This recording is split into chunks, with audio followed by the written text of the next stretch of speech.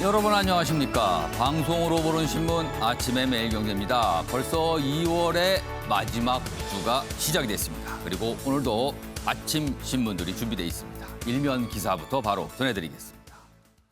매일경제 일면 톱 기사는 재난지원금 얘기입니다. 4차 이야기입니다. 매출 감소를 따져서 재난지원금 차등 지급을 한다, 이런 얘기입니다. 정부는요, 4차는 피해 큰 곳에 더 지원한다. 선별 지원 결정하기로 했죠. 그러나 그 안에서 더 선별을 한다는 겁니다.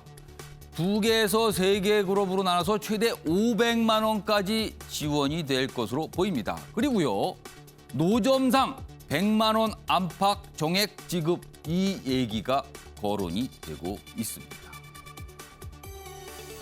다음은 서울신문 보겠습니다. 코로나 집콕 압박, 저소득층이 더 컸다.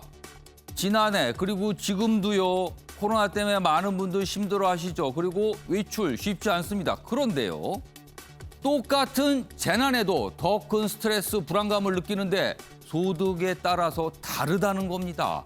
저소득층의 피해가 더 크다는 거죠. 내용 보겠습니다. 계층별 가정 스트레스 지수를 따져보니까 차이가 확연히 나타나고 있다는 겁니다.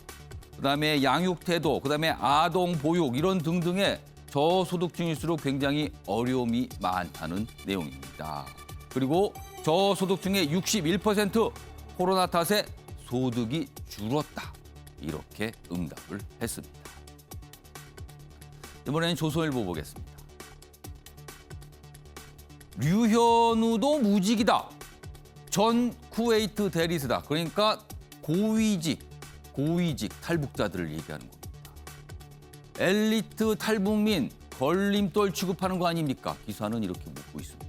여기 보시면요, 현 정부 들어서 고위직, 전문직 탈북자들 많이 있는데요, 홀대받고 있는 거 아니냐. 그리고 이들이 갖고 있는 어떤 내용들, 정보들 이런 걸 활용할 수 있을 텐데 그런 걸 잘하고 있는 거 맞습니까? 라고 이 기사는 질문하고 있습니다. 그리고 안보전략연구소 채용 영용이다. 뭐 이렇게 기사도 좀 나와 있습니다. 마지막으로 동아일보 보겠습니다. 사진입니다. 이 사진이요, 안동입니다. 여기 보시면 주택가잖아요. 산불이 주택가 근처까지 내려온 겁니다. 자, 이 기사 제목은 안동 주택가 옆 산불 주민 대피했습니다. 건조한 날씨 속 곳곳에서 화재.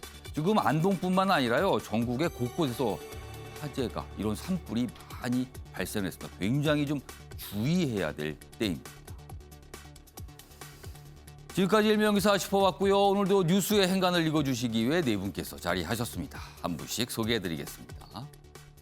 먼저 윤경호 MBN 논설위원, 가장 맨 첫 자리에 앉아 계십니다. 그리고 그 옆에는 최경철 매일신문 편집위원, 오늘도 자리하셨고요. 세 번째 자리엔 윤기찬 변호사 나와 계십니다. 그리고 마지막으로 김종욱 동국대 외래교수 자리하셨습니다.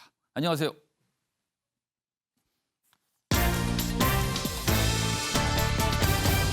오늘 다룰 주요 이슈들을 4가지 키워드로 정리했습니다. 아침을 여는 키워드입니다. 첫 번째 키워드는 국민위로금 대리전이다. 지난주죠, 국민위로 지원금. 문재인 대통령이 이런 얘기를 했습니다. 그 이후에 여러 가지 공방이 있었는데요.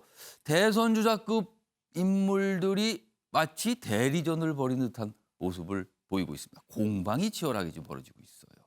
그리고 두 번째 키워드는 사후 승인, 사후 재가인가. 지금 청와대 민정수석을 둘러싼 여러 가지 이야기가 있잖아요. 근데 그 시작점은 검찰 인사안이었습니다. 과연 인사 발표 일요일에 갑자기 났는데요. 그 발표 뒤에 대통령의 사후 승인이 있었던 건가? 아니면 사전에 뭔가 있었던가? 이게 지금 명확하게 설명이 안 되고 있습니다. 오늘 이런 기사들이 꽤 있습니다.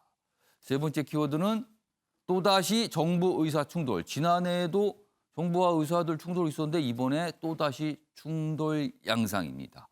의료법 개정안을 둘러싼 내용입니다. 마지막 키워드는요, 비트코인 현기증입니다. 요즘에 6천만 원. 비트코인 하나가요, 6천만 원을 넘어섰거든요. 그런데 이를 둘러싼 여러 가지 또 인물들이 등장하고요. 이야기들이 참 많이 돼 있습니다. 이 내용까지 다뤄보겠습니다. 자, 아침에 매일경제 본격적으로 출발하겠습니다. 첫 번째 이슈는 코로나 그리고 국민위로금 관련 내용입니다. 먼저 코로나 관련해서 두 가지 기사가 있습니다. 어떤 일정과 전망이 담겨 있습니다. 아스트라제네카는 26일부터 백신 접종이 시작이 되고요. 화이자는 27일 첫 접종이 시작됩니다. 화이자는 26일 국내로 들어옵니다. 참 화이자 백신 갖고도 참 얘기가 많았습니다. 내용 좀 더 보면요. 요 맨 아래쪽이에요. 지금 중대본은 접종일로부터 7일간 헌혈은 금지됩니다. 뭐 이런 당부 사항도 좀 내놨습니다. 그리고 이 백신 접종과 관련해서 국민들 대상으로 조사를 해봤습니다. 백신 접종 의사가 있으십니까? 뭐 이런 조사예요. 그러자 94%가 백신을 맞겠다라고 얘기를 했습니다. 그러니까 국민 대부분께서는 기꺼이 백신 접종 맞겠다. 이런 의사를 밝히신 겁니다. 집단 면역을 위해선 인구의 90%가 접종을 맞을 필요가 있다. 이런 주장도 있습니다. 통상 60에서 70% 정도가 접종을 면역이 생기면 집단 면역이라 그러잖아요. 그런데 이 90% 계산이 나온 거는요. 백신의 효과가 100%가 아니거든요. 어떤 거는 90%, 어떤 거는 60%, 뭐 50% 이런 얘기까지 있거든요. 그래서 그런 걸 감안할 경우 효과가 없다는 일부 퍼센티지가 있잖아요. 그 부분까지 가능하면 90%는 접종을 해야 원래 목표를 달성할 수 있다. 이런 분석도 지금 나오고 있습니다. 자, 이런 가운데요, 지금요.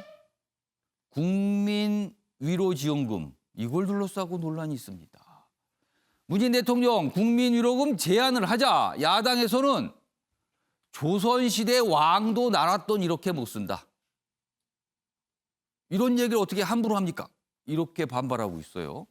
여야 국민위로금 놓고 충돌인데 여기 보면 유승민 전 의원 지금 뭐 야권의 대선 잠정으로 꼽히죠. 내 세금으로 나를 위로하는 격인데 이게 뭡니까? 이렇게 얘기를 합니다. 그러자 이재명 경기지사 문재인 대통령의 저런 제안을 강력히 옹호하면서 야당의 비판은 유권자를 모독하는 겁니다. 뭐 유권자가 그런 거 하나 구별 못할 정도로 자꾸 뭐 선거하고 관련 있다고 주장하는데 유권자를 모독하는 행위입니다. 이렇게 또 비판을 하고 있는 상황입니다. 자, 그럼요. 이와 관련된 영상이 준비되어 있는데요. 먼저 확인해 보겠습니다. 앞서 더불어민주당 이낙연 대표와 김태년 원내대표 등이 경기 진작용 지원금을 거론하자 문 대통령은 온 국민이 으쌰으쌰 힘을 내자는 차원에서 국민을 위로하고 동시에 소비도 진작시키는 목적의 지원금을 강조한 것입니다. 문 대통령은 이번 4차 재난지원금과 관련해선 당정청이 최대한 사각지대를 줄일 수 있도록 논의해달라고 당부했습니다. 그냥 선거용 위로금이라고 고백하십시오. 갯돈을 받아서 운영하는 개주만도 못합니다.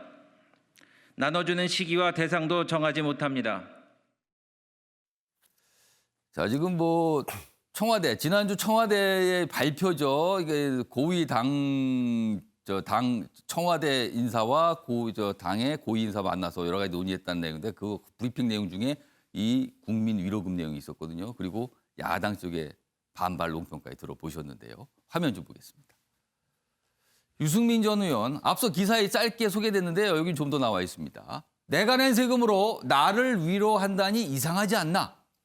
개인 돈이면 그렇게 쓰겠나? 아, 여기 뭐 개인은 대통령을 겨냥해서 한 말이잖아요. 지금 이 말은.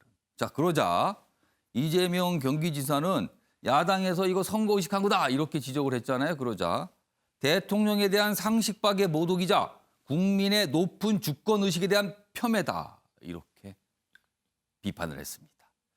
자, 이 얘기 좀 해보겠습니다. 먼저 윤기호 위원께요. 이 정확하게는 국민위로지원금이라는 용어를 썼습니다. 뭐 간단히 말하면 코로나 극복이 전제로 했을 때, 코로나가 종식됐을 때 국민위로 차원에서 뭔가 지원을 하겠다 이겁니다. 이 제안 찬성하십니까? 반대하십니까? 뭐 대통령이 얼마든지 할 수 있는 얘기라고 봅니다. 앞뒤 맥락을 보면 예. 방금 강민석 청와대 대변인이 설명을 했다시피 김태년 원내대표, 이낙연 더불어민주당 대표와 얘기를 나누다가 예. 여차여차해서 나온 것이다. 특히 코로나가 진정이 되고 나면이라는 얘기가 전제가 붙어 있잖아요. 예. 지금 재난지원금하고 국민 위로금하고 무슨 차이가 있습니까?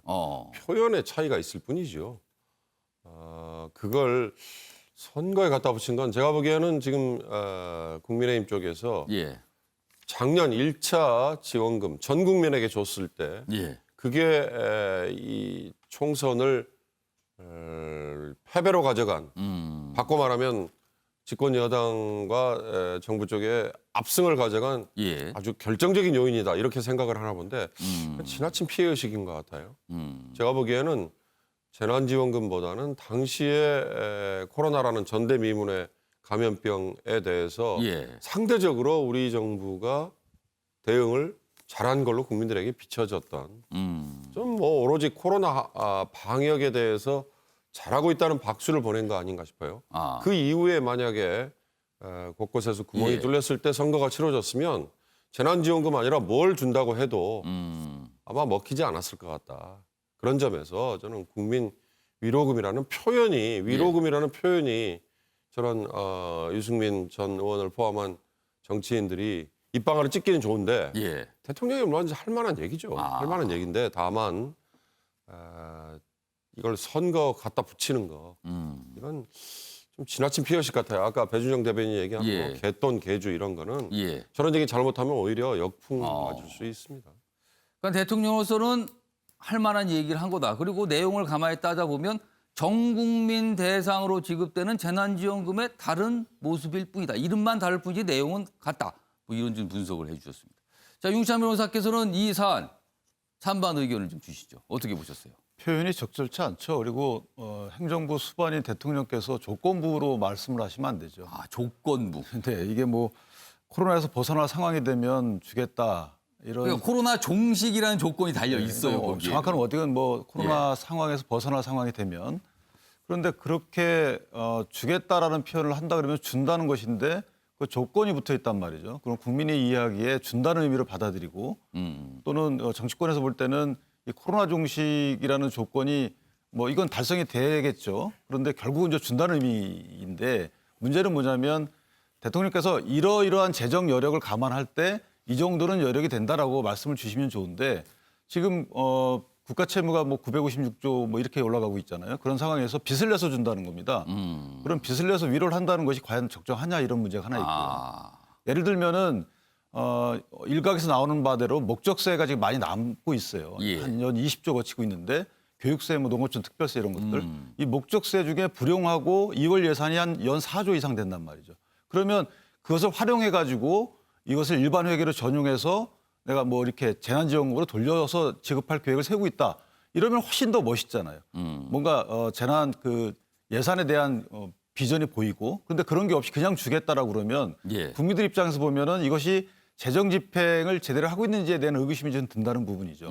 그리고 야당 일각에서 말하는 것처럼 지금 말씀을 하시는 조건까지 달아서 무슨 말이냐면 이것이 시기에 대한 오해 소지가 있다는 거예요. 예를 들면 코로나 종식이 돼가고 있을 때 예. 이제 국민들 고생했으니까 우리 이렇게 한번 잡아봅시다라고 하셨으면 임박해서 그랬으면 아무 문제 없죠. 그런데 지금 이미 코로나 종식이 아직 멀었잖아요. 예. 정부 정책대로라도 11월 달에나 이제 집단 면역이 형성된다는 것인데 그것도 사실 장담하기 어려운데 예.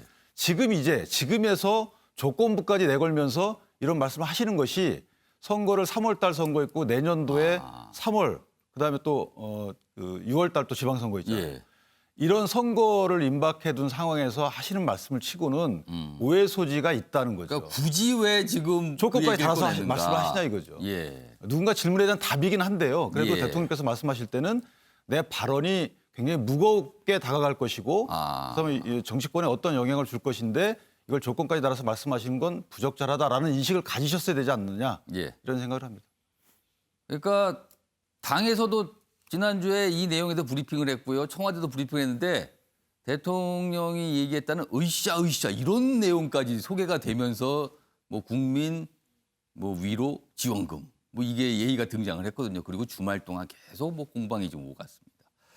앞서서 유승민, 이재명 두 인물의 공방을 화면으로 봤는데요. 좀 더 준비된 게 있습니다. 자, 이런 얘기도 합니다. 유승민 전 의원, 전 국민 위로금 지급은 선거를 앞둔 매표이다. 역시 이제 야당의 입장이 이 선거라는 부분을 강조를 하고 있어요. 왜 선거 앞두고 굳이 이 얘기하십니까? 이걸 자꾸 묻은 거예요. 자, 이재명 경기지사. 재난지원금을 매표 행위라 선동하면서 국민을 돈 뿌리면 표주는 원시 유권자로 모독하고 있다. 또 이렇게 얘기를 합니다. 주말 동안 벌어졌던 일입니다. 자, 그런데요. 패널 두 분께서 설명하셨지만 이 국민 위로 지원금 조건이 있습니다. 코로나가 좀 어느 정도 잠잠해지고 종식이 된다는 조건이잖아요. 그런데요. 그 종식과 관련된 기사가 하나 있습니다. 보겠습니다.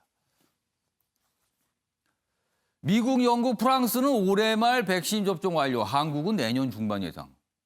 이게 어떻게 된 겁니까? 내년 중반에 접종이 끝난다면 이거 종식은 내년으로 넘어가는 거잖아요. 그러면은 막상. 앞서서는 지금 국민 위로금을 올해 뭐 주내 만에 그 얘기를 한 거잖아요. 지금 코로나가 종식이 된다면. 근데 코로나 종식 때까지는 내년도 한참 더 가야 된다는 전망이 나온 겁니다. 여기 보시면 EIU 이 연구기관이에요. 유럽의 연구기관인데 뭐 이 경제연구소로서는 꽤 명성이 있는 곳입니다. 전 세계 백신 접종 완료 추정치를 제시를 했는데 우리나라는 뭐 몇만 나라도 있어요. 우리나라를 포함해서 몇만 나라가 내년 중반 정도로 예상이 된다고 전망을 했습니다. 11월 완료하겠다는 우리 정부 입장과 좀 다른 거죠, 지금요. 왜 그런가 하면 지금 백신 공급 자체가 생각보다 잘 안 되고 있어요. 그리고 접종 속도를 내는 것도 지금 다른 국가들 먼저 시작한 국가를 보니까 그렇게 빠르게 가지 못하고 있습니다. 이런 걸 감안했을 때 늦어질 수 있다는 거죠. 그리고 뭐 이런 가운데 독일, 러시아는 뭐 결합 접종, 그러니까 백신을 섞어서 맞출 수 있다. 뭐 이런 얘기까지 좀 나오고 있습니다. 자, 최영철 편집위원. 네. 대선 장년급, 대선 주자급 인물들이 나서서 지금 이 국민 위로금 관련해서 공방을 벌이고 있는데 막상 우리나라가 접종 끝나는 건 내년 넘어가야 된다는 거예요. 그렇다면은 실제 만약에 이 위로금 지급이 현실화된다면 내년 대선 즈음일 수도 있다. 이런 얘기 나오거든요. 이러면 어떻게 될까요, 그러면은? 저도 뭐 그 의견에 동의합니다. 이 재난지원금 문제가 내년 대선의 핵심 이슈 중에 하나가 되지 않을까. 지금 진보 진영에서는 이재명 지사가 확실한 지지율 1위를 달리고 있는데 예. 이분이 재난지원금을 간판으로 들고 나오고 있죠. 그리고 지금 요즘 보수 진영에서 가장 뭐 몸을 열심히 푸는 사람이 유승민 의원이에요. 그래서 굉장히 과거와 달리 굉장히 적극적으로 현안에 대해 목소리를 내고 있어요. 그렇습니다. 지금. 사실 유승민 의원이 전화 잘 안 받고 문자 잘 안 받고 예. 유명한 분인데 전화 안 되기로 유명합니다. 예, 요즘 아주 잘 받아요. 문자도 잘 받고 뭐 식사 약속도 잘 잡고 하여튼 뭐 유승민 의원의 몸을 푸는 속도가 굉장히 빠릅니다. 결국 유승민 의원도 생각을 하는 거죠. 아, 경제 이슈가 굉장히 큰 비중을 차지할 것이다. 그중에서도 재난지원금을 주는 진보의 목소리가 국민들의 지지를 얻을 것이냐 아니면은 미래를 생각하는 보수 진영의 경제 이슈가 그 국민의 마음을 사로잡을 것이냐 이것을 갖고 1대1 대결 구도로 가려고 하는 그 생각이 있죠. 유승민 의원이 요즘 아주 뭐 이재명 지사만 집중적으로 공격을 하고 있습니다. 그것은 1대1 구도로 한번 가보겠다는 것이죠. 예. 양강 구도로 가서 이 경제 이슈를 갖고 KDI 출신의 경제학 박사 출신의 유승민 의원이 경제의 문외한이라고 계속 지적을 하면서 예. 이재명 지사를 공격하는 구도. 이 구도로 한번 몰고 가보자는 것인데 이게 뭐 저는 이 사회적 거리두기가 백신 접종을 한다고 해서 거리두기가 완화될 것이냐 아니라고 생각합니다. 계속 마스크를 써야 되고 거리두기 할 것이기 때문에 이 이슈는 계속 갈 것이다. 예. 그래서 내년 그 대선 핵심 이슈도 역시 재난지원금이냐 아니냐 이 부분을 놓고 보수와 진보가 아주 1대1 구도로 양강 구도로 갈 것인데 이 부분이 뭐 아주 핵심적인 이슈가 될 것이라고 저는 생각합니다. 그럼 주말 동안 두 인물이 벌였던 이런 공방은 사실은 앞으로 벌어질 사항을 이제 미리 몸풀기 하는 거다. 뭐 이렇게 볼 수도 있는 겁니까? 그렇습니다. 그런데 저는 이런 생각을 갖고 있습니다. 국민들이 나라의 미래를 봐야 됩니다. 예. 오늘 살고 내일은 안 살 거 아니지 않습니까? 독일 헌법에 보면 세대 간 정의라는 개념이 있습니다. 그것은 오늘 우리가 이 누리는 번영을 다음 세대에도 물려줘야 하는 헌법적 가치를 독일 헌법은 담고 있다는 것이죠.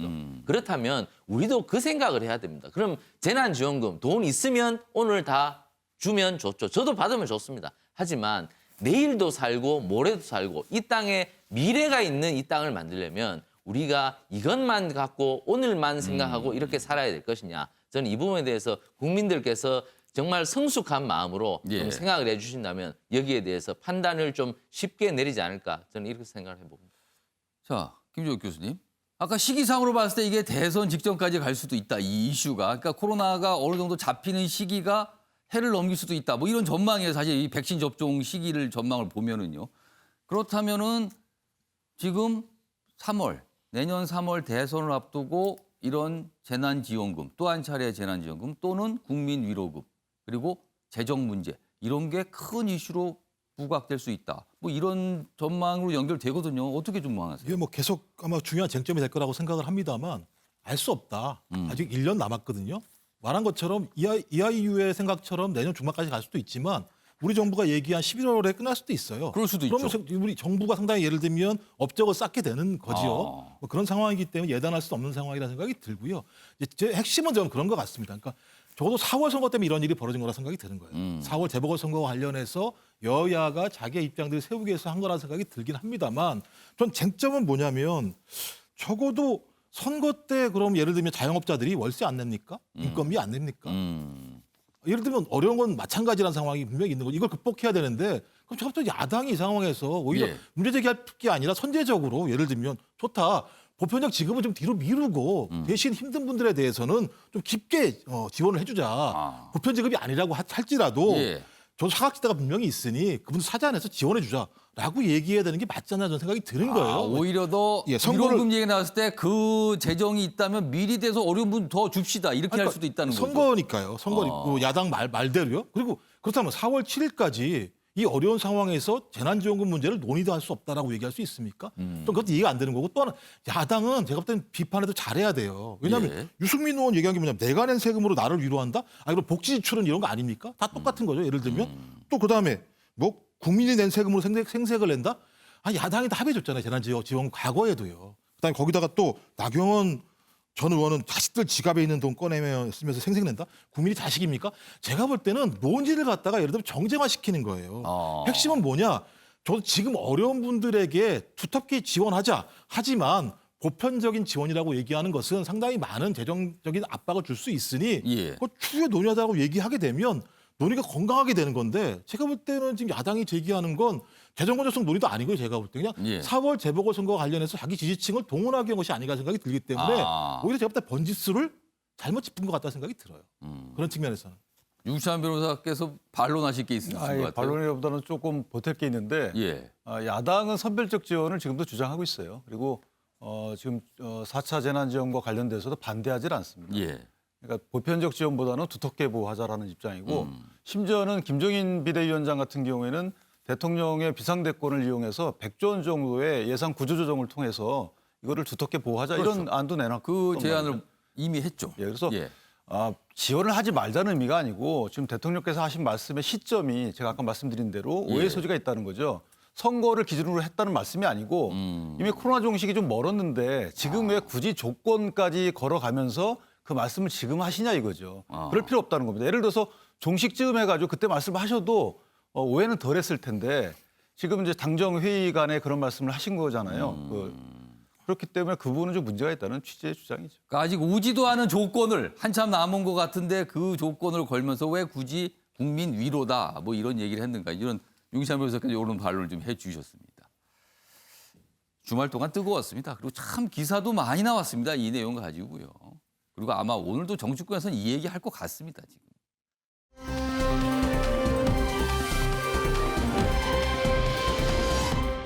자, 다음은 또 다른 굵직한 이슈입니다.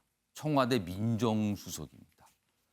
지난주에 목요일과 금요일 이틀 휴가를 갔죠. 사표 제출했는데 이게 수리가 안 된 상황에서 휴가를 이틀 간 겁니다. 그리고 오늘 출근을 합니다. 지금 이 시간쯤이면 출근을 하지 않았을까 싶기도 한데요. 그 얘기 좀 해보겠습니다. 첫 번째 기사입니다. 신현수 민정수석 이미 동력을 상실했다. 주변에 문자를 보냈다. 동력 상실. 그러니까 민정수석으로서 본인이 일할 수 있는 힘을 상실하고 말았다. 뭐 이런 입장을 주변 지인들에게 보냈다 그래요. 문자로요. 이 정도 보니까 사퇴로 기운 듯하다. 이렇게 돼 있습니다. 좀 더 보겠습니다. 오늘 출근해서 최종 거취를 밝히지 않을까? 물론 아닐 수도 있습니다만 일단 이렇게 전망은 됩니다. 휴가까지 이틀 갔다 온 상황에서 숙고할 시간이 토요일과 일요일 치면 나흘 정도 있었잖아요. 그럼 뭔가 결심을 했겠죠. 청와대는 숙고 후에 복귀를 기대한다. 이런 반응이 있습니다. 그런데 민주당 내에서는요. 차라리 사표 수리가 낫다. 이 정도까지 이게 잡음처럼 비춰지고 있는데 약간 반응이 싸늘하다는 거예요. 신 후임 결정 때까지 출근할 수도 있다. 뭐 여러 가지 이제 전망을 써놓은 겁니다. 이렇게 흘러갈 수 있다라는 내용이요. 자, 다음은요. 두 당사자라고 할 수 있습니다. 민정수석과 법무장관. 약간 좀 입장들이 있어요. 내용 보겠습니다. 다음 화면입니다. 여기 보면 박범계 법무장관 주말 동안에 등산을 다녀온 것으로 보입니다. 왜냐하면 본인의 SNS상에 이렇게 등산하는 장면을 들었어요. 그런데 박범계 장관은 앞서서 신현수 수석을 어떻게든 만나보겠다, 연락해보겠다 뭐 이런 입장인데 연락이 안 된 것 같습니다. 아마도. 연락이 됐으면 그런 모습을 올렸겠죠. 그런데 등산하면서 사진을 올리면서 이렇게 썼습니다. 지치지 않게 기운을 차려서. 이게 본인한테 한 얘기일까요? 아니면 다른 누구한테 한 얘기일까요? 이런 내용을 좀 올려놨고요. 그리고 여기 옆으로 가겠습니다. 지난 20일 신현수 수석이 지인들에게 보냈다는 문자 내용 언론 통해서 좀 알려지고 있거든요. 되게 알려졌다, 전해졌다 이런 내용입니다. 근데 그 내용이 이렇게 돼 있어요. 이미 저는 동력을 상실했다. 박범계 장관과는 평생 만나지 않을 것.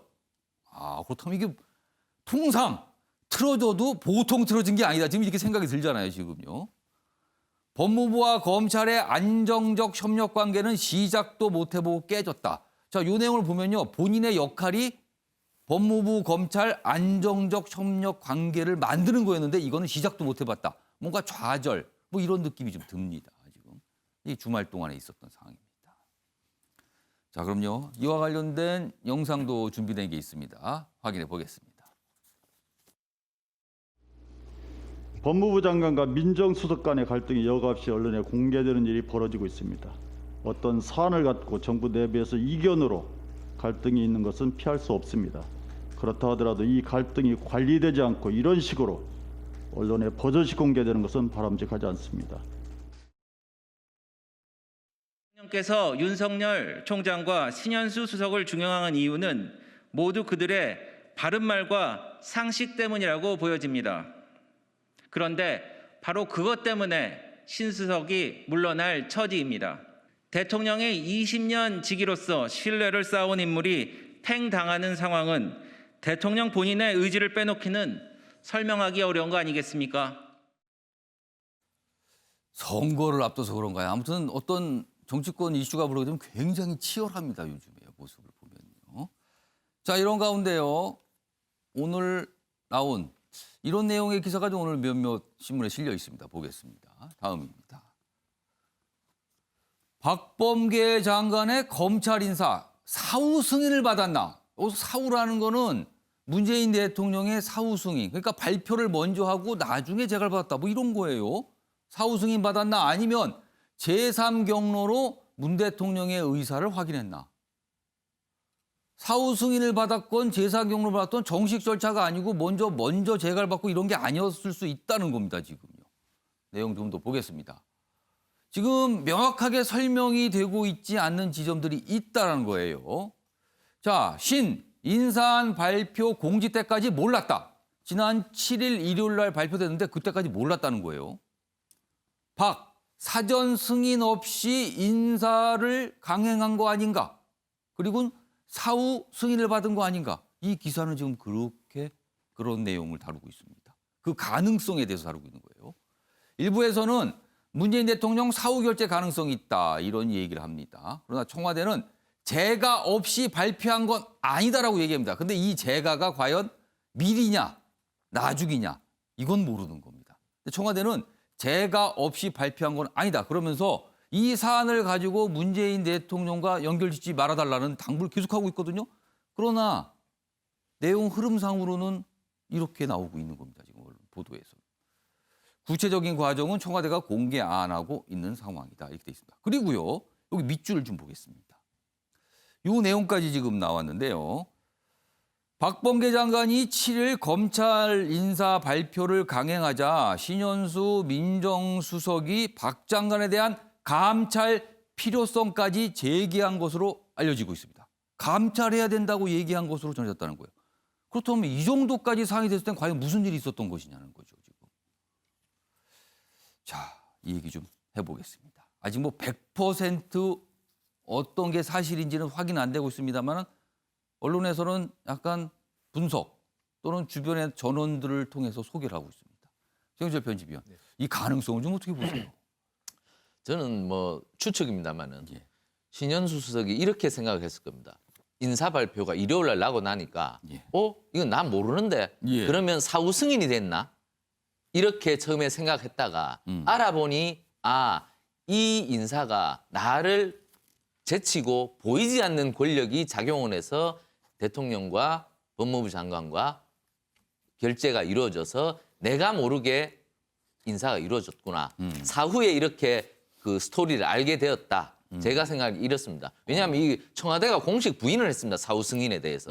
공식을 부인했고 예. 그리고 사후 승인이라는 것은 나중에 문제가 될 가능성이 굉장히 큽니다. 이 대통령의 결재는 모두 나중에 공개되고 기록되기 때문에 그렇죠. 그리고 결재를 받으러 가는 인편으로 대통령께서 계신 청와대 여민관에 올라가는 기록 자체가 다 나오고 그리고 전자결제도 다 나오기 때문에 이건 나중에 100% 문제가 되죠. 그러니까 그런 걸 봤을 때 사후 승인은 이거는 어렵다라고 그렇습니다. 보시는 거고. 하지만 신현수 수석은 처음에는 이 인사가 이루어지고 나서 내가 모르는 것이라면 사후 승인이 있었나 이렇게 오인했을 가능성은 있죠. 하지만 그것은 아니었고 저는 보이지 않는 권력이 작용해서 장관과 대통령과 이 보이지 않는 권력이 이 인사를 이뤄냈다. 그래서 신현수 수석은 이번 사안에 대해서 격분해서 결국은 사의를 표현한 것이다. 그러나 이번 사안이 신 수석이 물러나게 한 도화선은 됐을지 모르겠지만 예. 여러 사안이 복합돼서 신 수석이 결국에선 자리에서 물러난 것이다. 저는 이렇게 봅니다. 그러니까 이 사안 하나만 가지고 그런 건 아니다. 그렇습니다. 검찰을 다루는 방식 그리고 윤 총장을 다루는 방식에 대해서 아마 충돌이 있었을 것이다. 작년 12월 31일 들어오고 난 뒤에 그 과정에서 한 2달여 동안 많은 진언을 하고 대통령과 대화를 하고 다른 예. 참모들과 얘기를 했지만 그것이 먹히지 않았는데 이 과정에서 결국엔 이 인사까지 이렇게 돼? 이건 내가 설 자리가 없구나. 그래서 사표를 내지 않았을까? 이것이 저희 추측인데 이것이 뭐 이 시나리오를 본다면 거의 확실하지 않을까? 결국 청와대 내에 지금 신수석도 모르는 예. 보이지 않는 권력이 있다. 이 보이지 않는 권력이 신수석을 패싱했다. 그래서 신수석은 내가 이 자리에서는 더 이상 있을 필요가 없다. 그러면 보이지 않는 권력과 너희들끼리 잘해봐라. 이렇게 해서 나갔을 가능성이 크고 결국 저는 돌아온다 해도 이것은 봉합되지 않는다. 전부 다 상처를 뭐 볼때기에 전부 다 예. 반창고 하나씩 붙이고 사는데 이 볼때기에 반창고 보면서 서로 화해할 수 있겠습니까? 저는 이것은 결국 화해할 수 없다. 이건 굉장히 이 마지막 청와대 임기 말에 너무 큰 상처가 나지 않았나. 저는 이렇게 생각합니다. 이 기사에 대해서 오늘 오전에 청와대 입장이 나왔습니까? 아직 안 나왔습니다. 왜냐하면 지금 아마 출근을 했을 겁니다. 청와대 예. 그 티타임은 굉장히 이른 시간에 하기 때문에 예. 출근했는지 안 했는지 여부는 지금 이미 나왔을 텐데 그 이분이 아마 입장 표명을 하고 나서 청와대에서 브리핑이 나오지 않을까. 이 내용에 대해서 또 설명을 추가적으로 어떤 그렇습니다. 설명을 할 게 있으면 하고. 그렇게 예측을 해봅니다. 그리고 이게 이 내용이요. 감찰 필요성까지 제기했다. 박범계 장관도 이거는 어떻게 이해를 해야 될까요? 이거는. 결국에는 민정수석이 예. 검찰 인사에 대해서 협의를 해야 하는 자리임에도 예. 자신이 협의 대상이 되지 않았다는 것은 청와대 업무 프로세스를 어긴 것이거든요. 그렇기 때문에 그 업무 프로세스를 어긴 것에 대해서는 책임을 물어야 한다는 입장을 문제 제기를 강하게 한 그렇습니다. 것이다. 당연히 민정수석은 제기해야 되는 것이 맞는 것이죠. 윤경호 의원님. 지금 여러 가지 가능성들이 거론되고 있는 거예요. 지금 도대체 무슨 일이 벌어진 걸까요? 사후 승인 저는 뭐 언론에서 이렇게 문제 제기하긴 좋으나 예. 실제로는 가능성은 제로다. 무슨 얘기냐? 지난번 검찰 인사가 어떤 내용인지 한번 다시 반추를 해보면 예. 이해할 수 있습니다. 핵심은 서울중앙지검장 유임 예. 그리고 법무부 검찰국장의 새로운 인사를 새로운 예. 보임 이거잖아요. 이 두 자리가 박범계 장관이 이번에 검찰 인사를 하겠다는 거 그리고 검찰 내부에서 최대 관심사였죠. 예. 왜냐하면 둘이 역할이 가장 중요하니까. 그런데 과거의 통례나 지금 돌아가고 있는 여러 구조를 보면 이 두 자리 다 대통령의 의중이 반영되지 않고 과연 인사가 될 수 있느냐. 아, 서울중앙지검장을 유임시킨 건 문재인 대통령의 뜻이라고 봐야 되는 예. 거고요.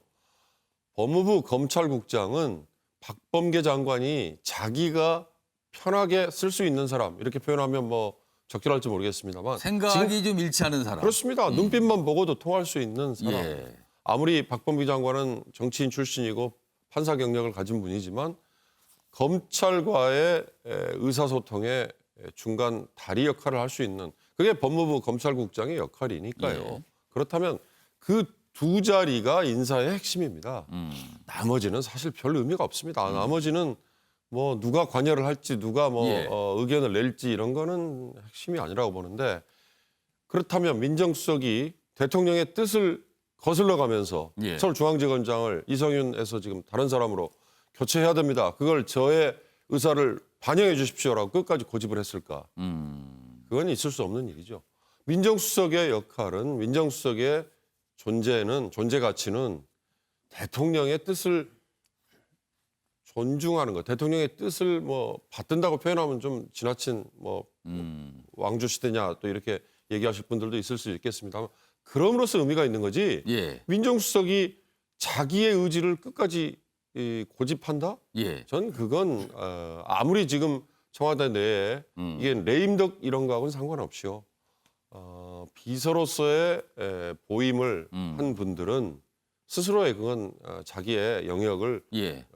뭐 타율적으로든 자율적으로든 가질 수밖에 없다고 보거든요. 그런 점에서 저는 신 수석의 이번 사태는 우리 최경철 의원도 얘기를 슬쩍 했습니다만 검찰 인사 그 하나가 아니라 다른 이유가 있을 것이다. 이를테면 이미 밝혀진 내용입니다만 박근혜 전 대통령 때 김영한 전 민정수석이 비망록까지 썼던 분 지금 돌아가셨습니다만 안타깝게도 그분이 퇴임했던 이유는 여야 간에 김수석 민정수석인데 전례 드물게 예. 국회 출석하라 이걸 김기춘 비서실장이 여야 원내대표와 만난 자리에서 합의를 해주고 예. 전화를 했더니 거기서 항명을 했거든요. 그게 표면적인 이유지만 더 나중에 알고 보니 김기춘 실장이 자기를 빼고 예. 우병우 비서관과 직거래를 한 거에 대해서 저항을 한 거란 말이죠. 전 신수석 역시 이번 인사에 대해서 본인의 의견이 반영이 되지 않았다. 전 그게 드러난 이유일 뿐이지 그 이외에 다른 이유가 있을 것이다라는 생각이 들고요. 결론적으로 얘기하면 이렇게까지 청와대 민정수석 비서관의 예. 반발과 동선이 모두 다 연일 화제가 될 정도로 공개가 된 이상은 예. 그만두는 게 좀 맞을 것 같다는 생각이 듭니다. 그러니까 두 분 말씀을 종합하면 이미 쌓인 게 많이 있었다. 이거 하나만 가지고 그런 게 아닐 것이다. 많이 쌓여 있었다. 이렇게 사표를 강조하는 거 보면 그렇다. 이런 말씀이셨어요. 자, 다음은요. 이 사안과 관련해서 민주당 일각의 시각을 볼 수 있습니다. 다음 화면 보겠습니다. 김용민 민주당 의원이에요. 대통령 인사권의 개입은 오만한 윤석열 검찰이 하던 행동. 이번 사안을 얘기하면서 윤석열 총장 얘기를 합니다. 이번 사태에서 다시 윤석열의 그림자가 보이는 게 저 혼자만의 착각이길 바란다. 윤석열의 그림자. 신현수 수석 얘기를 하면서 윤석열의 그림자 얘기를 한 거예요. 자, 요 얘기 좀 해보겠습니다. 김종욱 교수님. 네. 신현수 수석이 또 다른 윤석열이 되는 겁니까? 그럼 이렇게 되면 어떻게 보세요? 저는 뭐 여당 의원이 윤석열 검찰총장을 SNS에서 언급하는 것 자체가 저는 뭐 좀 온당하지 않다고 생각이 들어요. 왜 굳이 민정수석을 윤석열의 그림자라고 얘기할 이유가 뭐가 있겠습니까? 여당 의원이 저는 그러니까 뭔가 대통령의 뜻에 반대하고 뭔가 막고 있다. 뭐 이런 의미 아닐까요 지금? 그러니까 예를 들면 그러면 이제 민정수석 얘기를 해야 되는 거죠. 제가 볼 때 민정수석 같은 경우는 대통령의 의도를 잘 이해하지 못했다는 측면이 있는 것 같아요, 분명히. 왜냐하면 인사의 핵심적인 내용들은 뭐였냐면 현 체제로 검찰 개혁과 수사를 진행한다라고 하는 것이 제가 볼 땐 대통령의 의중이었던 것 같아요. 그래서 그 의중에 맞게 인사를 최소화했다라는 생각이 드는 거고요. 만약에 민정수석이 문제 제기를 한다면 딱 한 가지여야 되는 거예요. 대통령의 결재가 없이 법무부 장관이 만약에 인사를 갖다가 발표했다면 이건 상당히 중대한 문제가 있는 거죠. 아까 말씀하셨듯이 조심스럽게 나왔지만 사후, 예, 그한 가지입니다. 사후 승인. 네, 그 한 가지입니다. 만약 그게 아니라면 인사권자는 대통령이고 결정권자는 법무부 장관이에요. 민정수석들이 통상 해왔던 것이라고 하는 건 그냥 법률적인 절차는 아닌 거예요. 통상 해왔던 거죠. 그럼 통상 해왔던 것을 가지고 법률적 절차들을 밟았는데 그걸 문제 제기한다? 저부터 그 민정수석이 문제가 있는 거죠. 예. 핵심은 여당이 더 고민해야 될 건 뭐냐면 이번 사태를 통해서 대통령이 얘기했던 세 가지의 원칙이 무너진 게 제일 큰 문제라 생각이 드는 거예요. 하나는 뭐냐면 앞으로 추운 갈등이 없을 거다라고 얘기했었는데 말씀하신 것처럼 또 다른 갈등들이 발생하고 있다는 측면들이 그렇습니다. 하나가 있는 거고요. 두 번째 같은 경우는 문재인 정부의 검찰총장은 윤석열이다라고 얘기했었는데 그 부분 같은 경우도 흔들리는 측면이 분명히 있는 거죠. 그리고 마지막은 검찰개혁, 대통령이 검찰개혁은 소위 법무부와 검찰이 함께 만들어야 된다라고 하는 원칙. 이 세 가지가 흔들려버린 측면들이 분명히 있습니다. 예. 그래서 이것이 이후에 상당히 많은 논란들을 일으킬 거라는 생각이 드는 거고요. 저는 그런 측면에서 양당간 결정을 해야 한다고 생각하는 거예요. 그래서 저는 민정수석이 어떤 형태로든 것을 뭐 사실관계를 확인해 봐야겠습니다만 민정수석을 이 상황에서 봉합할 수는 없을 거라 생각해요. 이미 그 강은 다 돌아올 수 있는 강은 건넜기 때문에. 그러니까 청와대를 떠나는 거 말고는 선택지가 안 예, 남았다고. 그렇죠. 왜냐하면 보시는 대통령 거예요. 입장에서도 마찬가지지만 대통령 인사권 문제를 제기한 거거든요.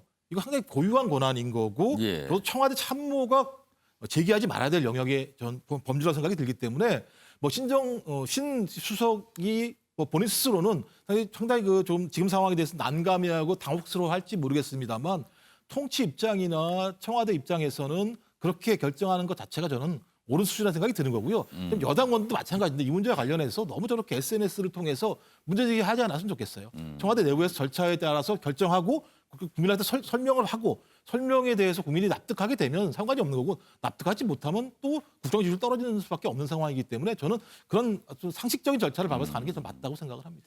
용찬 변호사, 신현수 수석이 복귀를 하든 청와대를 떠나든 좀 언론들의 시각 중에 하나는요.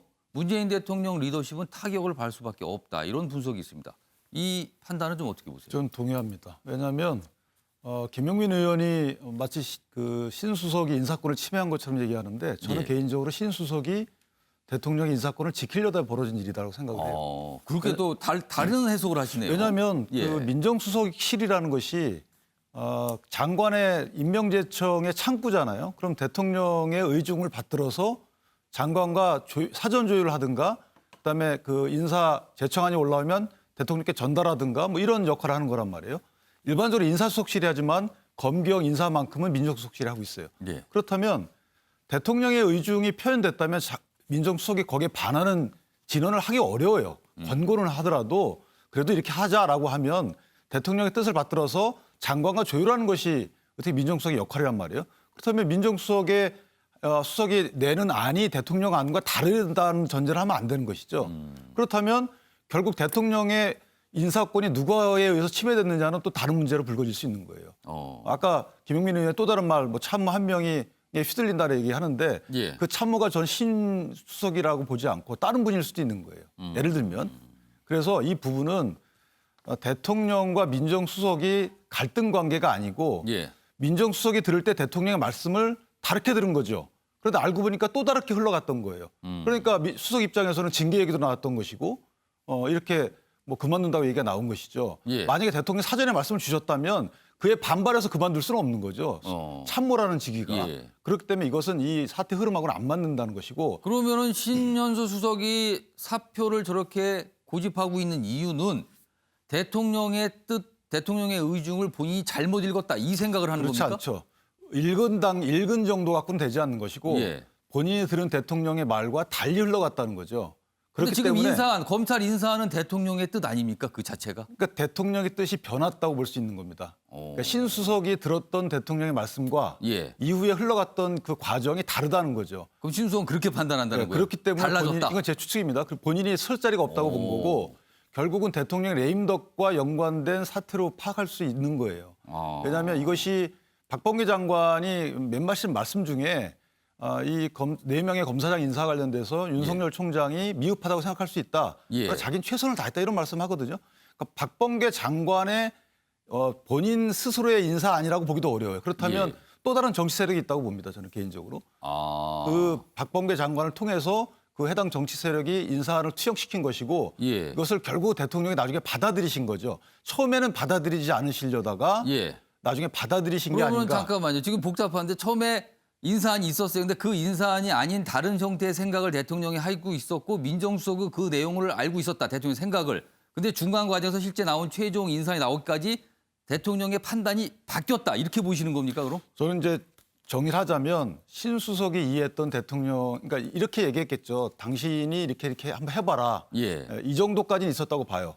그래서 이렇게 하던 중에 대통령이 박범계 장관의 아니든 아니면 예. 제3자의 아니든 어떤 권유를 받으시고 생각이 바뀌셨겠죠. 그럼 그 바뀌었다는 거는 바뀐 말은 또 신수석은 몰랐던 거겠죠. 신수석이 알고 있었던 내용과는 다른 것. 그러니까 신수석 입장에서 보면 처음에 본인이 대통령의 의중을 반영해서 인사협의를 하고 민정수석 업무를 해나가고 있다고 생각을 했는데 나중에 알고 보니까 감찰 요구했던 건 설입니다만 감찰 요구했더니 예. 나중에 감찰 요구 들어주지 않고 사후제거하고 이런 식의 대통령의 이런 그 언행을 볼 때 예. 그럼 내가 이거 설 자리가 없는 거구나. 난 패싱이었구나.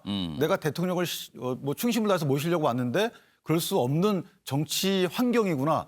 이런 걸 깨달았겠죠. 그러니까 본인은 이제 안 나오려고 하는 게 아닌가 싶습니다. 그러니까 지금 말씀하신 거는 그런 사정이 있지 않았을까라고 일단 추정을 해본 겁니다. 지금 모릅니다. 지금 이게 어떤 그렇지 않고는 내용인지. 설명이 안 돼요, 사실은. 그러니까 지금 명확하게 설명이 안 되는 부분이 있으니까 이런 방향이 아니었을까라고 어떻게 좀 추정들을 해주신 거예요. 김육 교수님 하실 말씀 있어요? 근데 한 1분 드릴게요. 예, 제가 왜 그러냐면, 그러니까 계속 대부분 다 추정이란 말인 예. 거죠. 근데 핵심적으로 서울지검장이 가장 중요한 자리인 거예요. 예. 그런데 대통령 의중이 분명히 있는 거죠. 대통령이 서울지검장을 바꿀 생각이 있었다고 얘기한다면 아무리 다른 곳에 들어와서 뭐가 들어왔다고 하더라도 예를 들면 그것은 제가 볼 때는 아무런 문제가 안 생길 수밖에 없는 거죠. 또 하나는 계속 얘기하는데 민정수석은 통상적인 절차일 뿐인 거예요. 법률적 절차는 대통령이 인사권자인 거고 법무부장이 대처권자인 거예요. 그리고 제3의 사람들이 얘기할 수 있어요. 분명 인사라고 하는 것이 뭐 민정수석의 고유한 권한이 아니기 때문에 거기서 바로 벌어진 문제인 거죠. 그렇다면 제가 볼 때는 하나예요. 딱 사후에 그러니까 대통령의 결재를 안 받고 발표한 것에 대해서는 민정수석이 문제 제기할 수 있고 예. 거기에 대해서 법무부 장관에서 감찰 요구할 수 있어요. 근데 그것이 아니라고 얘기한다면 제가 볼 때 민정수석이 과하게 이 부분에 대해서 개입한 거고 대통령이 제기했던 자기의 권한을 갖다가 너무 크게 봤다고 생각하는 거예요. 저는 그렇다면 만약에 사실이 그거라면 저는 뭐 그것을 인정합니다만 예. 그렇지 않다면 제가 볼 때 민정수석이 저렇게까지 해야 될 것인가의 부분들은 법률적 요건의 문제가 아니라 자기가 판단했던 소위 신수석이 자기가 가지고 있다고 생각했던 예. 민정수석의 역할만큼 할 수 없다라는 생각 때문이라고 저는 생각하는 거예요. 자, 오늘 출근을 합니다. 그리고 거취 표명이 있을 거라고 전망이 되고 있습니다. 과연 속 시원한 어떤 설명이 있을지 지켜보도록 하겠습니다.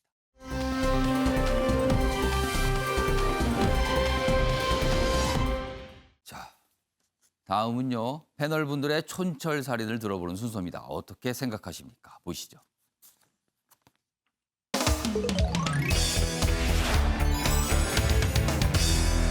오늘 어떻게 생각하십니까? 주제는 의료법 개정안을 둘러싼 충돌입니다.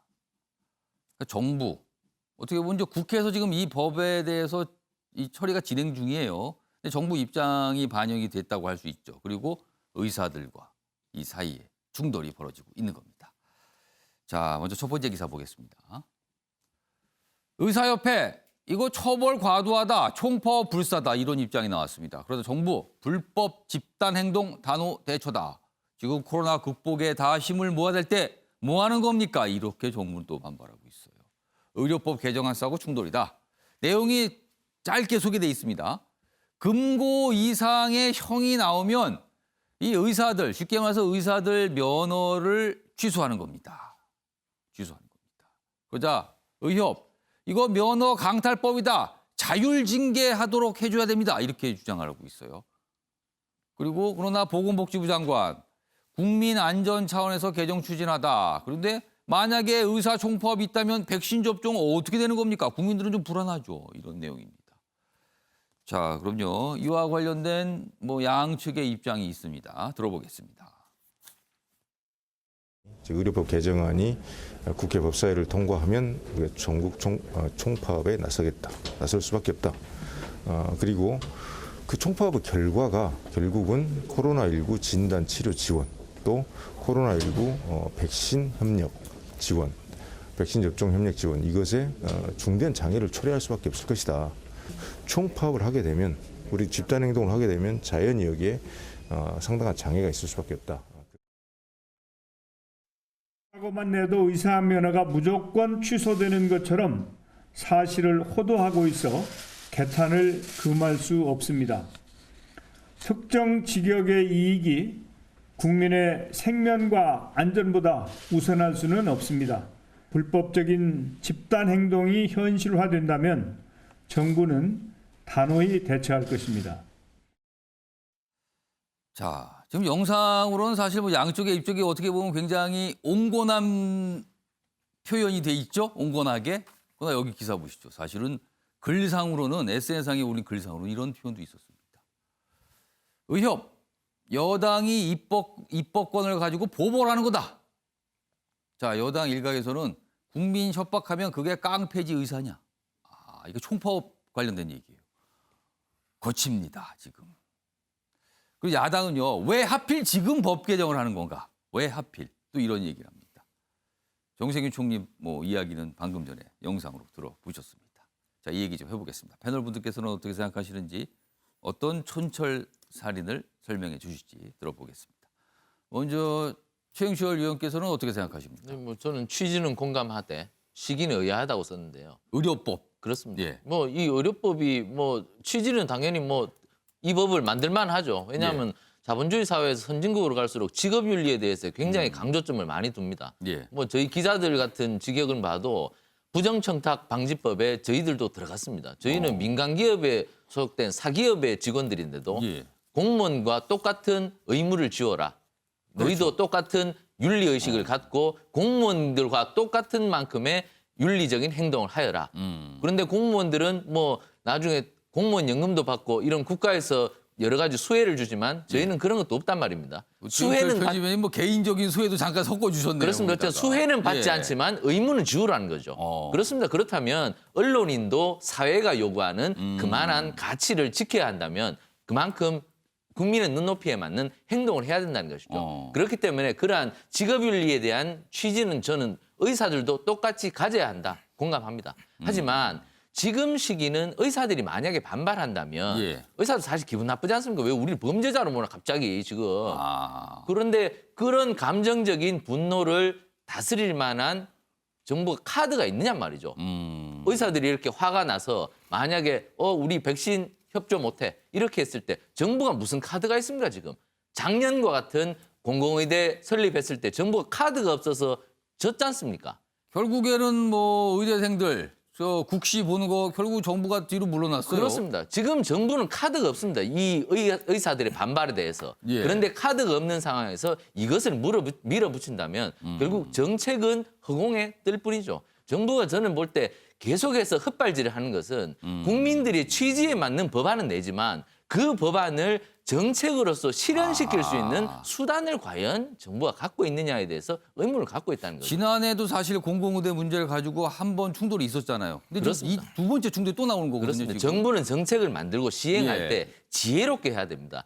이 법안이 완전히 제대로 시행될 때까지 시나리오를 갖고 있어야 되는데 예. 정부나 지금 집권 세력 더불어민주당은 그러한 것이 없다는 것이죠.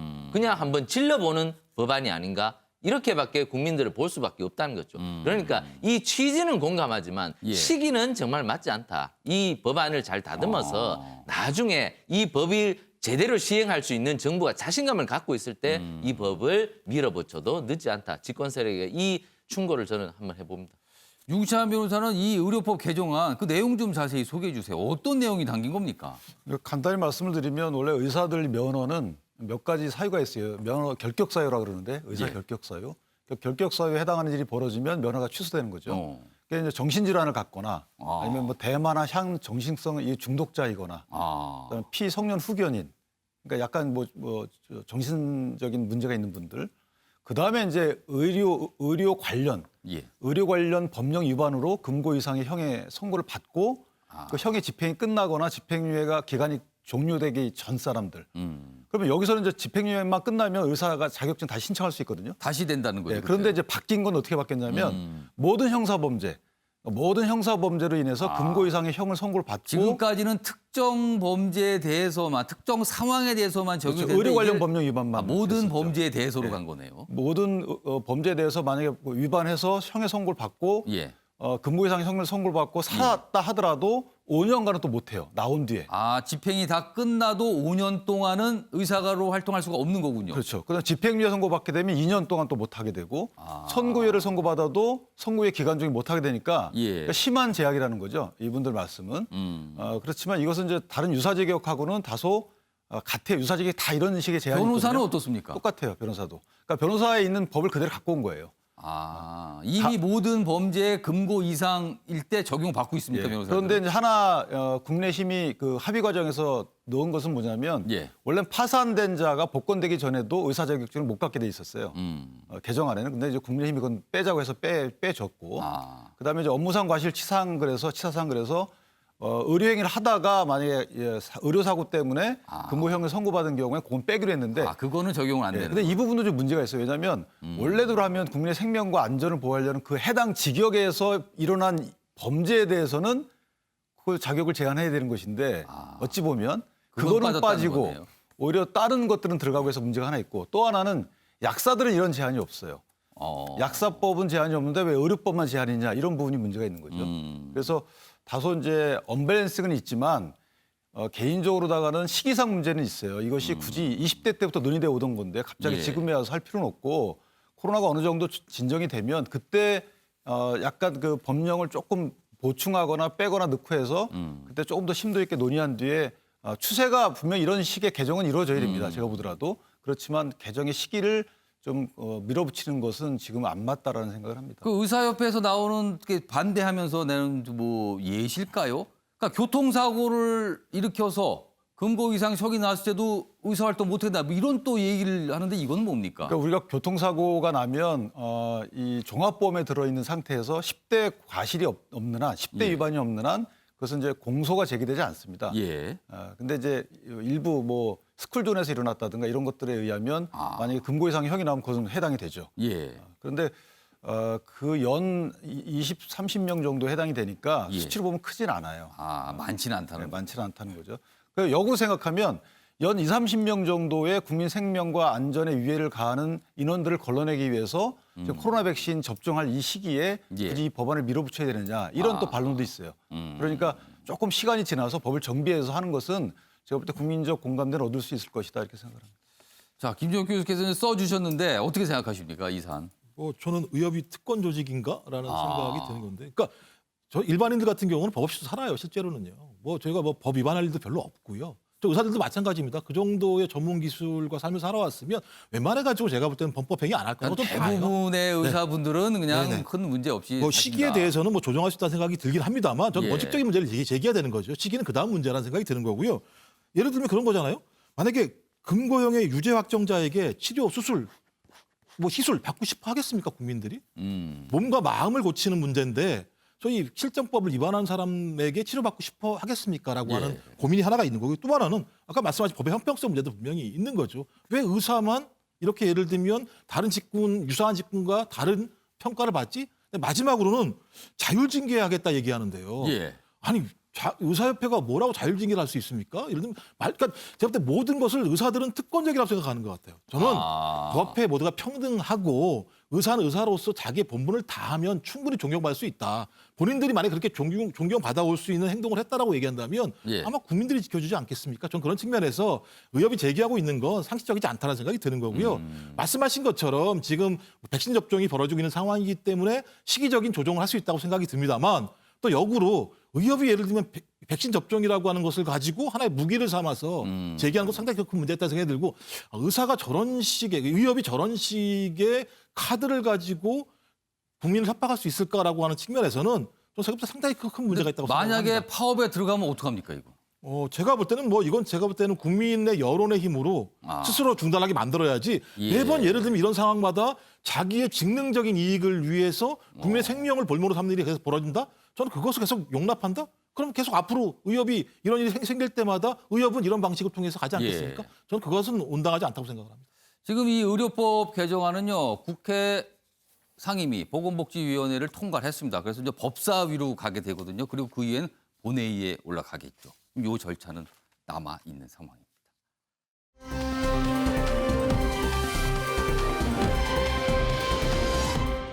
자, 다음은요, 내 삶에 영향을 주는 경제 이야기, 경제 브리핑으로 가겠습니다.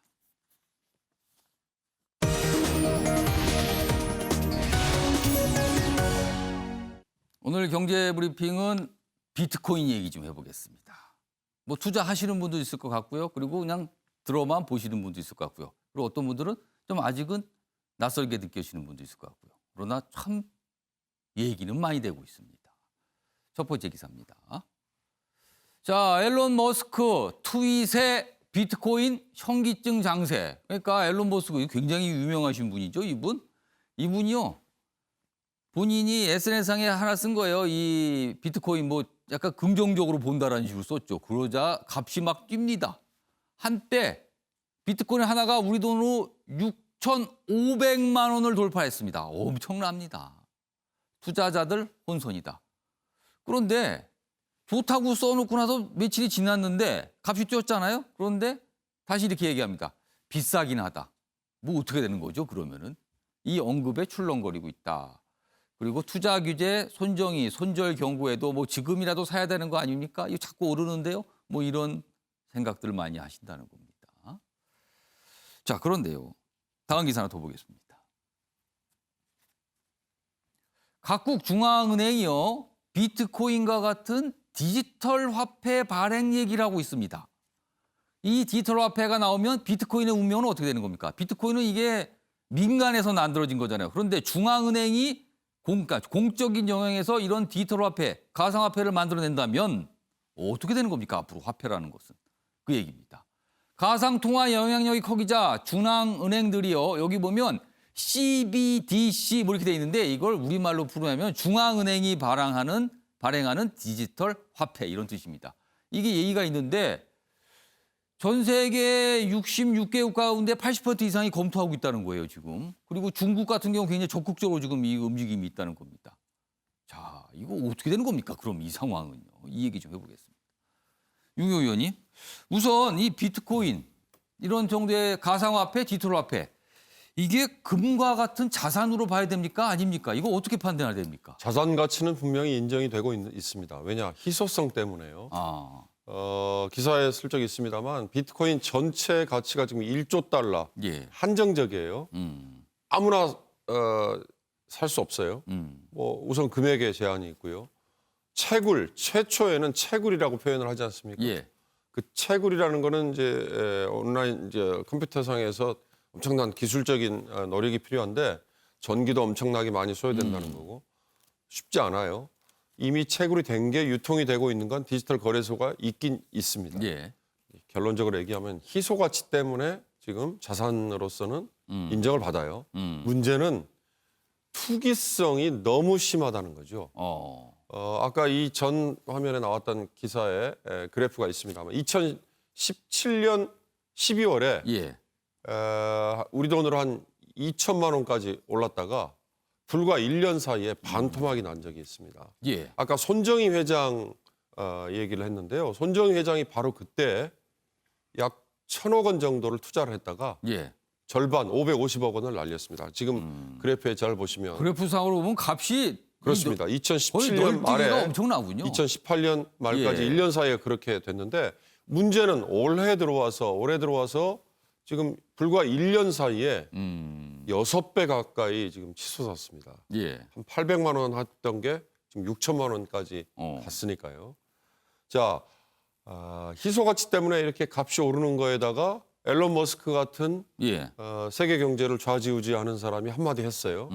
이게 투자할 만하다라는 얘기 했더니 앨런 머스크 덕분에 50% 뛰었습니다. 예. 문제는 아까 이상원 앵커가 잠깐 얘기했던 중앙은행들이 이런 비트코인을 발행하면 어떻게 될 거냐. 여기서부터 이제 비트코인이 단순히 투기성 자산이 아니라 결제 수단으로서 그러면 통용이 될 거냐. 예. 바로 여기에 문제가 있는 겁니다. 지금 비트코인 말고도 이더리움이나 기타 등등의 비슷한 형태가 있습니다. 예. 희소성을 제일 많이 인정받는 건 비트코인입니다. 나머지는 아직 거기에 따라가진 못합니다. 일부 결제 수단으로 활용은 됩니다. 이 결제 수단으로서의 가치가 중요해지면 중앙은행들이 발행하는 디지털 화폐가 나타날 경우 비트코인 같은 사적인 예. 그러니까 그때는 어떻게 되는 화폐들은 값이 떨어지겠죠. 아. 더 이상 효용성이 없는 거죠. 그러면 중앙은행이 왜냐하면 더 권위를 인정받게 된다. 그렇습니다. 범용성을 가져야 아. 되니까. 그러나 여전히 아까 이앵커가 비유를 했듯이 금과 같은 소수의 투자자들이 인정하는 투기성 자산으로는 아. 인정을 받는다면 그렇다면 계속 가겠죠. 그래서 일부에서는 비트코인 같은 건 암호화폐, 커런시라는 명칭을 붙이고요. 중앙은행이 발행하겠다는 거는 아까 CBDC였지 않습니까? 예. 센트럴 뱅크 디지털 커런시입니다. 그러니까 이건 디지털 화폐로서의 의미를 갖는 거니까 중앙은행들이 만약에 이걸 다 발행하게 되면 예. 투기성 자산으로서만 남지 않을까. 그건 굉장히 위험하다는 인식을 하셔야 됩니다. 그러니까 뭔가 경쟁자가 등장을 한다 뭐 이런 느낌이 좀 드는 기사들입니다. 자, 아침의 매일 경제 오늘은 여기서 마무리하겠습니다. 시청해 주신 여러분 고맙습니다.